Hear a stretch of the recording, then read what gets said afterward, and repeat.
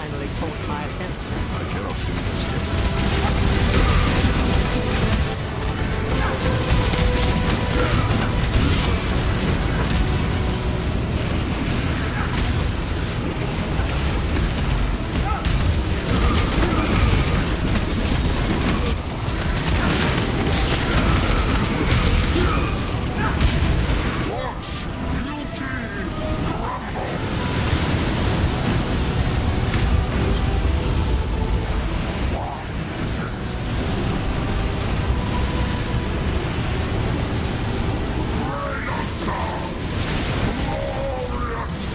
The others found strength in their projections. They became reliant on it.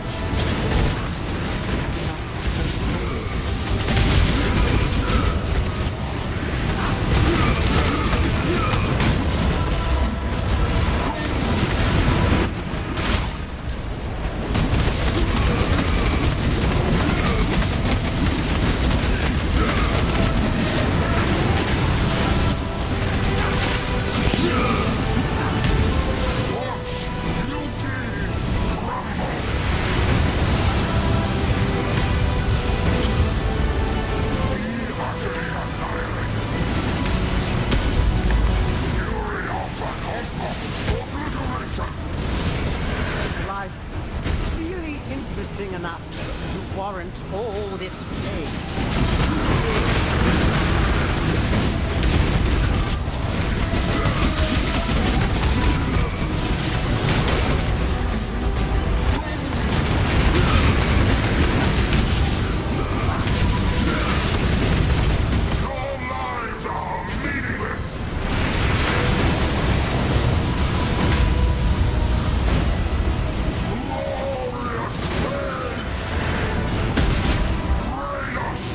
Yet see the futility of your efforts.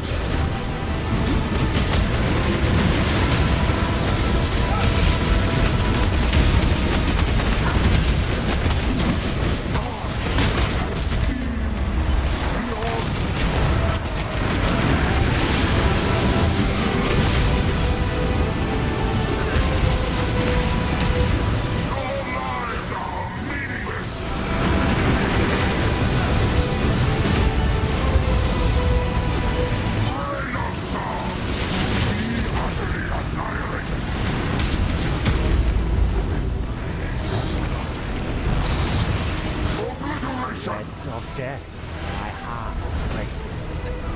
I am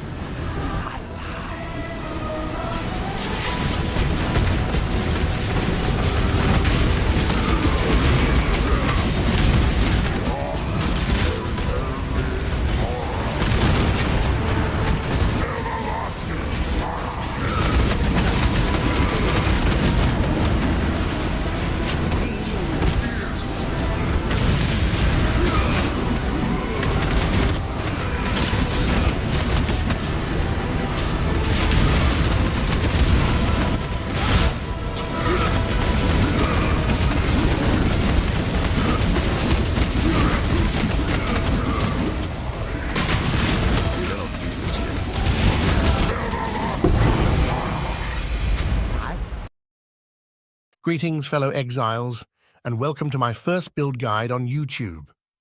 Patch 3.22 introduced us to trauma support. This works similar to trauma in Bone Shatter, but gives flat added physical damage now.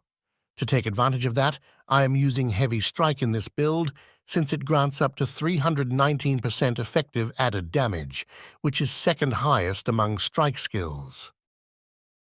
Introducing my level 100 Juggernaut, aptly named the 0%.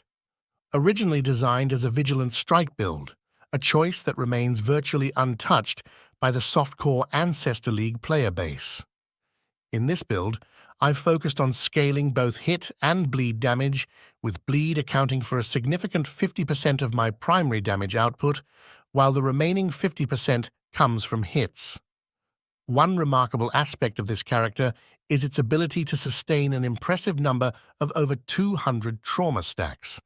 However, for the sake of practicality and to provide a realistic showcase, let's say I can comfortably maintain around 60 to 70 trauma stacks, even when facing formidable bosses capable of teleporting.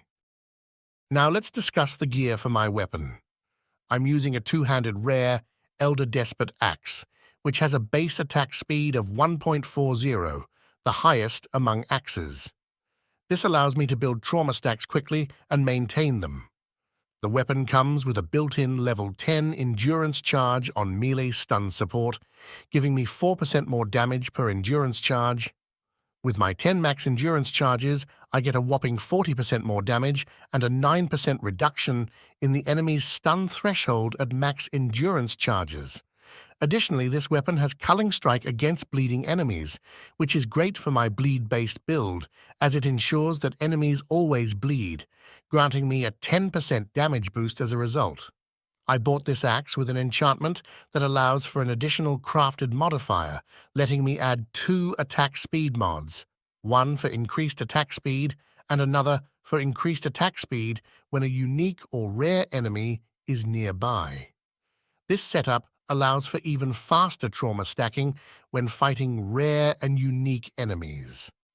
As for the gems in my weapon, I'm using Heavy Strike linked with Awakened Brutality support for more physical damage, Ruthless support, which makes every third attack deal 100% more damage with hits and bleed. We attack so quickly that this bonus triggers frequently. I've also added Volatility support, which provides even more damage for bleeding, since only the 8 strongest bleeds are active at any given time while Crimson Dance is allocated, negating the downsides of Volatility support. I've included Anomalous Efficacy support for extended skill effect duration and more damage with bleeding, given that bleeding is damage over time, providing more time to ramp up and stack trauma. Finally, Divergent Trauma support gives me 1% increased attack speed per trauma stack, resulting in even more attack speed as I gain more trauma stacks. If you can't afford or craft a rare axe like this, the Atziri's Disfavor Val axe is an excellent alternative. It has a built-in 30% quality to socketed support gems, making Anomalous Efficacy support grant 25% additional skill effect duration instead of 10%, and 2.5% attack per trauma stack instead of 1% from Divergent Trauma support. If the Atziri's Disfavor Val axe is still out of your budget, consider the Kitava's Feast, which is a budget-friendly and solid starter axe. It also comes with a built-in level 30 melee splash support, saving you some skill tree points. Now let's talk about my helmet. I've equipped a rare Royal Bergonet, and I've added the Malevolence Aura with a 30% increased mana reservation efficiency enchant. Alternatively, you can use the Determination or Pride enchant, since they all provide the same mana reservation efficiency we need. I chose Malevolence because it was the most cost-effective option I could find in the trade market. As for the explicit mods on the helmet, there's nothing too out of the ordinary. I've focused on increasing life, double resistances, including chaos resistance, and added crafted strike range. Additionally, I've included a 21% increased life regeneration rate, which is especially beneficial for us since we are playing as a Juggernaut. Regarding implicit mods, I've prioritized increased mana reservation efficiency and reduced mana cost of skills to address our mana reservation issues and further decrease attack mana costs. Now, for the gems in the helmet, I've slotted in all of my main auras. Malevolence enhances our skill effect duration and increases our damage over time. Anomalous Pride makes enemies more vulnerable to our hits and bleeding, while also boosting our chances of inflicting bleeding on them. Determination provides us with substantial additional armor. To optimize these auras, I've linked them to a level 4 Enlightened Support gem, which significantly reduces the mana reservation requirements, allowing us to use these powerful auras more efficiently. For my gloves, I've chosen rare Titan gauntlets with double resistance, including chaos resistance, added life, and crafted strike range.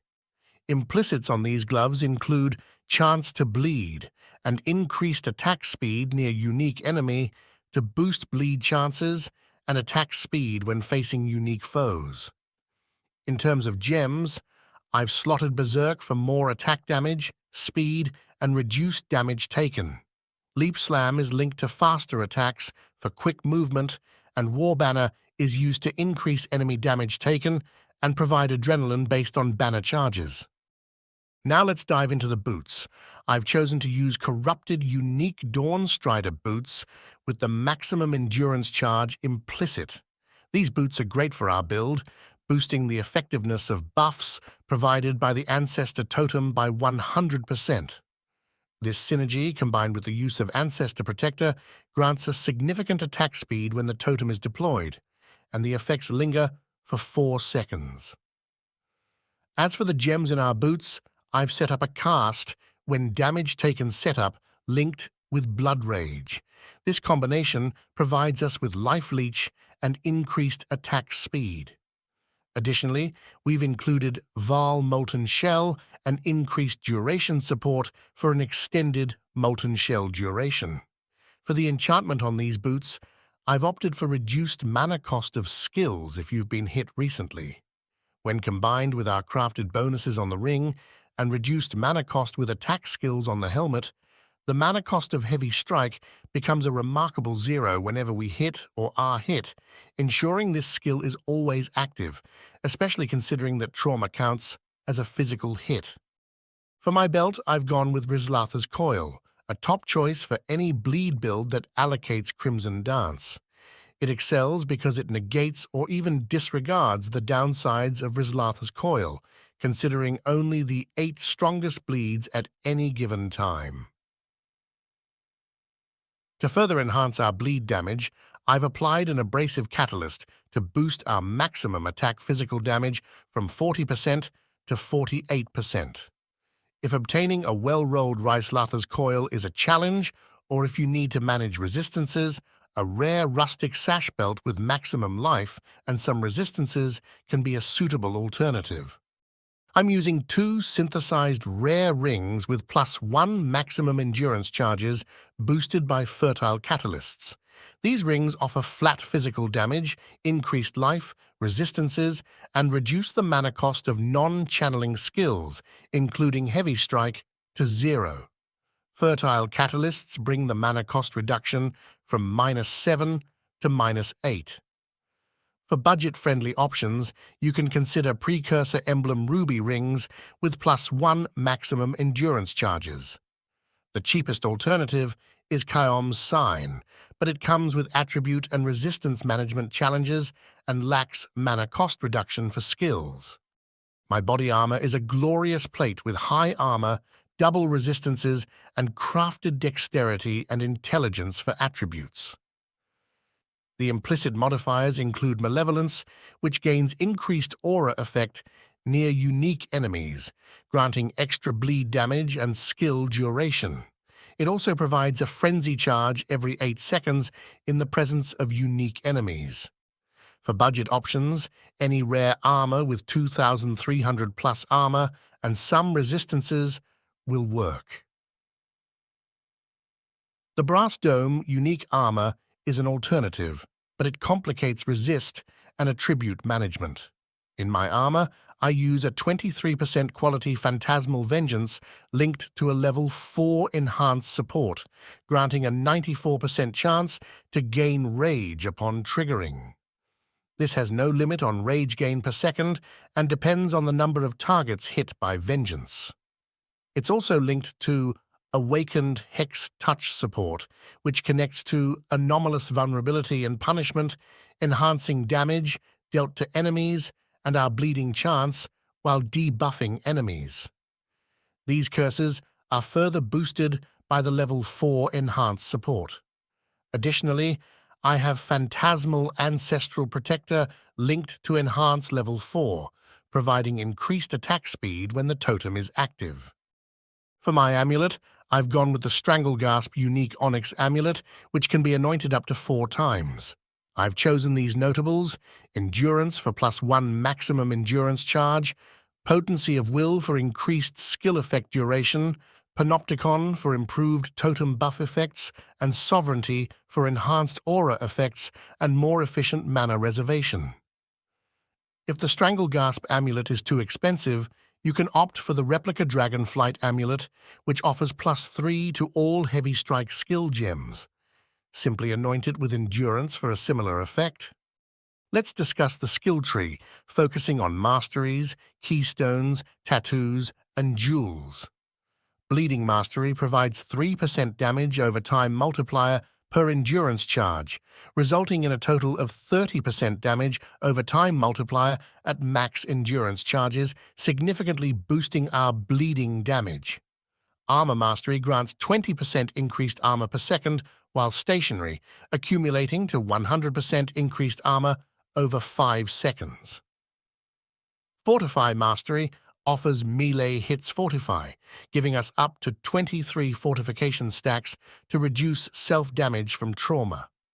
Attack Mastery enables non-vol strike skills to target one additional nearby enemy, improving clear and range.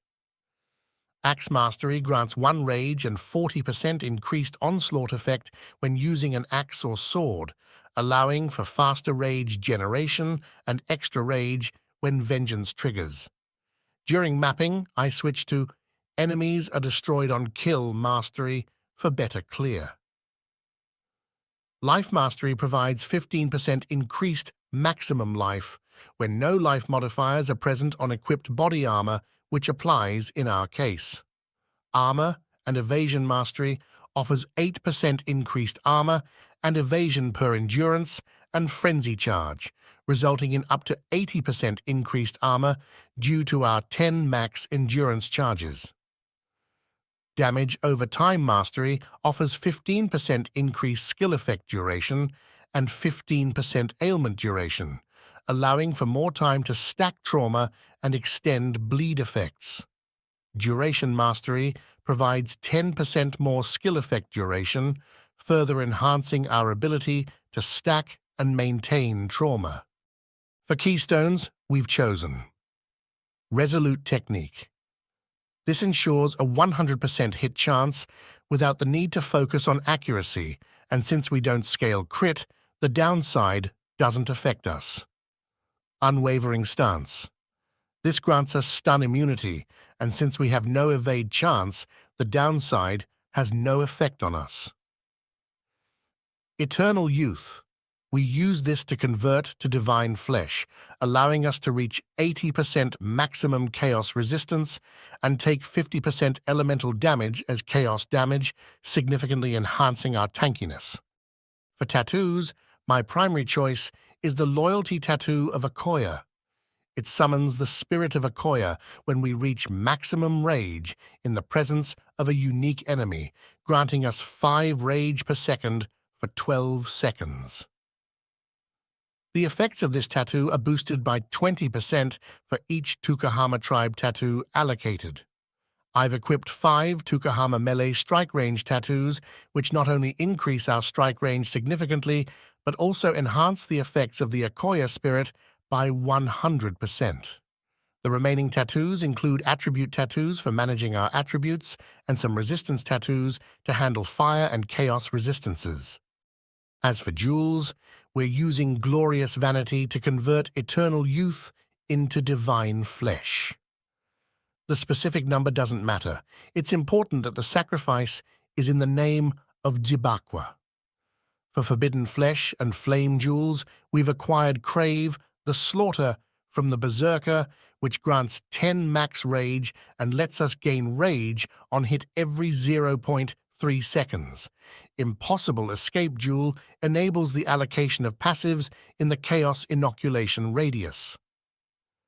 This allows us to allocate Whispers of Doom for applying additional curses and influence, increasing aura effect by 14%. A rare jewel is included with increased maximum life and reduced shock and chill effects. Our cluster jewel is an 8 passive axe and sword large cluster jewel with 35% increased small passive skill effect and 3% increased attack speed, effectively turning 3% attack speed into 4%. The Watcher's Eye Jewel boosts physical damage while using Pride and Damage over Time multiplier while affected by Malevolence, providing damage benefits for both hits and bleeds.